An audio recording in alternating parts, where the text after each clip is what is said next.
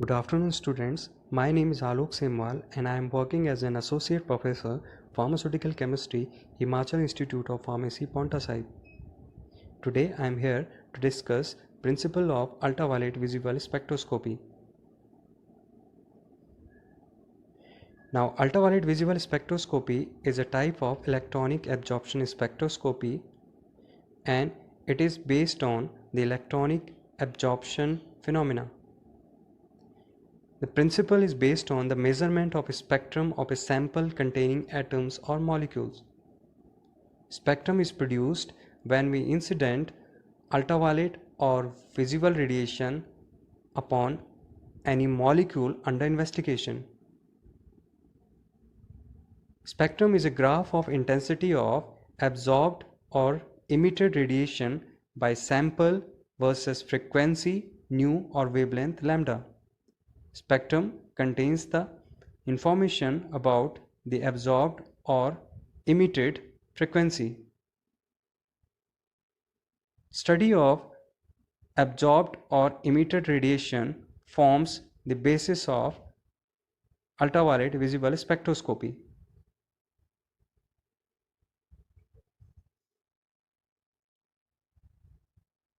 Now, in spectroscopy, there are two terms involved. First one is absorption and second one is emission. Absorption and emission terms are very important. Now in this picture you can see when an electron absorbs the energy, it shifts from ground to excited state. In this case, it absorbs the energy and study of this absorbed energy forms the basis of absorption spectroscopy. Emission is the reversible phenomena. In this case, when the excited electron shifts from excited to ground state, it emits the energy. Study of this emitted radiation or energy forms the basis of emission spectroscopy. In this picture, you can see that when any electron absorbs the energy, it shifts from lower energy state to higher energy state. Now, in emission case, it shifts from higher energy state to lower energy state.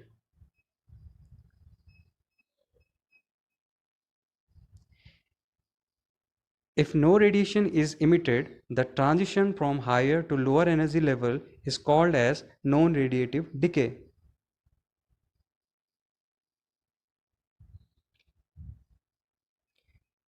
Absorption of ultraviolet visible region produces transitions. In transition, as I said earlier, the electron shifts from lower energy level to higher energy level by the absorption of energy. In emission, it shifts from higher to lower energy level.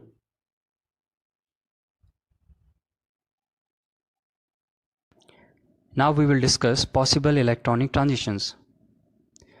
So before starting possible electronic transitions, we will study about the different types of electrons. There are three types of electrons found in different type of compounds. First type is N electrons, second one sigma electrons, and third one pi electrons. N electrons are free electrons and these are found in nitrogen and oxygen related compounds. Sigma electrons are found in single bonded or saturated compounds. Pi electrons are found in unsaturated or double bonded, triple bonded compounds. There are different types of transitions in these electrons. In this picture, these are different energy levels. This one is ground state sigma energy level. We can also name it as sigma bonding energy level. This one is pi bonding energy level. This one is N non-bonding energy level. These two energy levels are sigma antibonding and pi antibonding. Here the asterisk denotes antibonding state. So the transition in these type of electrons are of different kinds. In N electrons, the transition are of two types, and these two types are N to pi antibonding and N to sigma antibonding. In sigma electrons, the transitions are sigma to pi antibonding and sigma to sigma antibonding. In pi electrons, the transitions are pi to pi antibonding and pi to sigma antibonding. These are all possible transitions.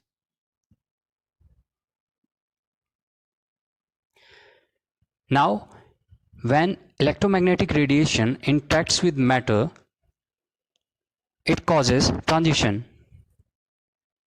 In ultraviolet visible spectroscopy, the main type of transition is pi to pi antibonding transition.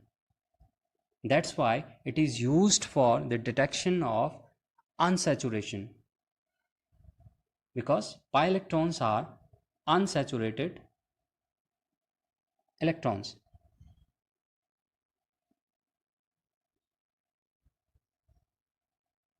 Now there are different types of energy levels, like electronic energy levels, vibrational energy levels, and rotational energy levels. In ultraviolet visible spectroscopy, the main energy level involved is electronic energy level, and it is based on electronic transitions.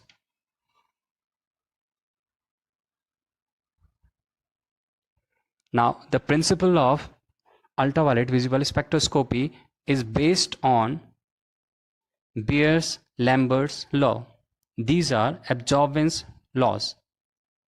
So according to Beer's law, the intensity of a beam of monochromatic light decreases exponentially with the increase in concentration of the absorbing substance. Now, according to this definition, monochromatic light intensity decreases with the increase in concentration of the absorbing substance. Concentration is denoted by C. Monochromatic light is a light which contains a single wavelength or a single color. Mathematical representation of this law is IT is equal to I naught e to the power minus kc.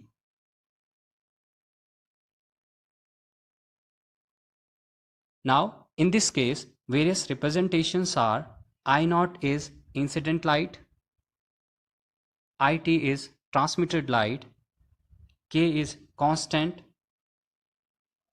and C is concentration. Now, the Lambert's law. When a beam of light is allowed to pass through a transparent medium, the rate of decrease of intensity with the thickness of medium is directly proportional to the intensity of light. In short form, this Lambert's law depends on the thickness of the medium.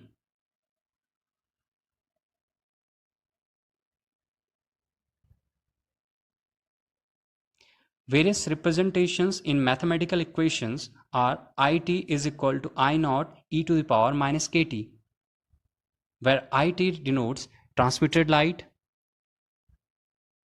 I naught denote incident light, K is constant, and T is thickness of the medium. Thickness of the medium denotes thickness of the qubit, while the concentration denotes concentration of absorbing substances. So, Beer's law is concentration dependent, while Lambert's law is thickness dependent. Now, if we combine these equations, we will get equation IT is equal to I naught e to the power minus kct. Here you can see both terms, concentration as well as thickness.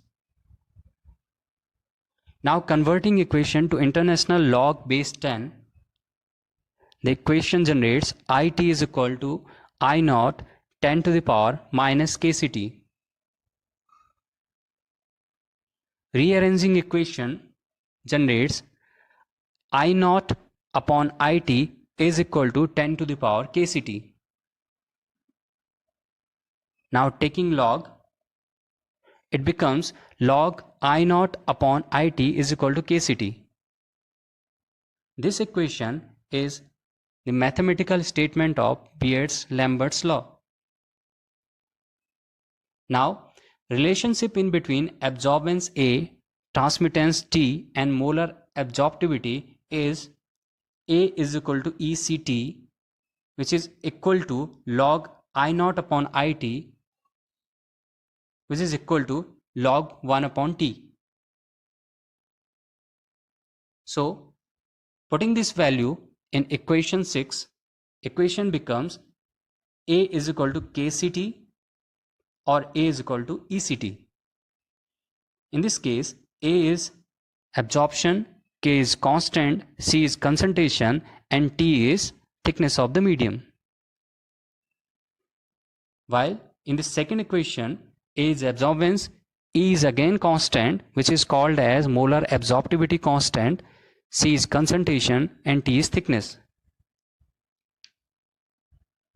Combined equation for Beer-Lambert law is A is equal to ECT, where A is absorption, E is molar absorptivity, C is concentration and T is thickness. If we rearrange this equation, it becomes C is equal to A upon ET. Now, concentration we have to determine. Absorption we will determine by determining the absorption of the unknown substance. E molar absorptivity is generally given in standard books. T is thickness of the medium and the value of this is 1.